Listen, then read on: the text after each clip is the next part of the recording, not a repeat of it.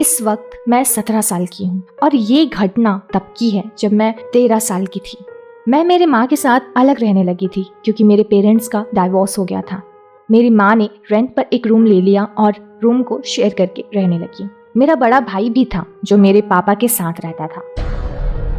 एक रात मैं करीब 9 बजे सो गई थी क्योंकि अगले दिन सुबह मेरा स्कूल था। मैं अपनी माँ के साथ एक ही बेड पर सोती थी।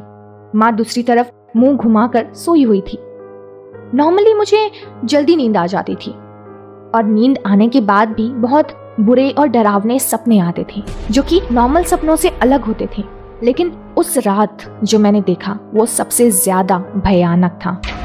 मैंने देखा मैं एक कमरे में हूँ और वहाँ एक अजीब सा दिखने वाला आदमी भी है। मैं उससे बात करना चाहती थी तो मेरे गले से आवाज नहीं निकली। मेरे पास और कोई ऑप्शन नहीं था, इसलिए मैं उसके तरफ बढ़ी और तभी अचानक वो जमीन पर गिर पड़ा और अपने हाथों से चेस्ट को दबा रखा था। उसकी आंखें बड़ी हो गई थी और वो अपने मुंह को खोलकर जोर जोर से सांस ले रहा था, जैसे उसे सांस लेने में तकलीफ हो रही हो। उसकी पूरी बॉडी छटपटा रही थी। मैं उसके ज्यादा करीब नहीं जा पा रही थी क्योंकि मैं काफी डर गई थी। तभी मैंने देखा उसके चेहरे और उसके आंखों का रंग बदल रहा है और वो मुझे देख रहा था। उस रात मैं डर गई थी और मेरी धड़कन नॉर्मल से ज़्यादा फास्ट हो गई थी। मुझे लग रहा था जैसे डर के मारे मेरा दिल कभी भी बाहर आ जाएगा। वो आदमी अब भी मुझे ही देख रहा था और जल्द ही उसकी आंखों की पुतली गायब हो गई। वो पल जिंदगी का सबसे डरावना पल था। तभी मैं चीखती हुई उठ बैठी।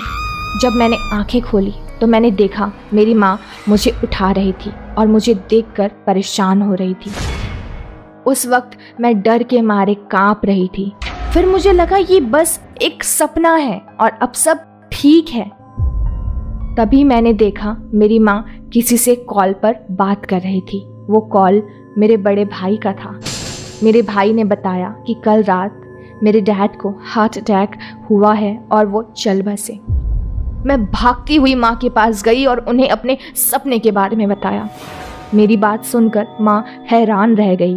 हमने एक दूसरे को संभाला और डैड को याद करते रहे। उस दिन मैं बस अपने डैड के आत्मा की शांति के लिए प्रार्थना ही करती रही।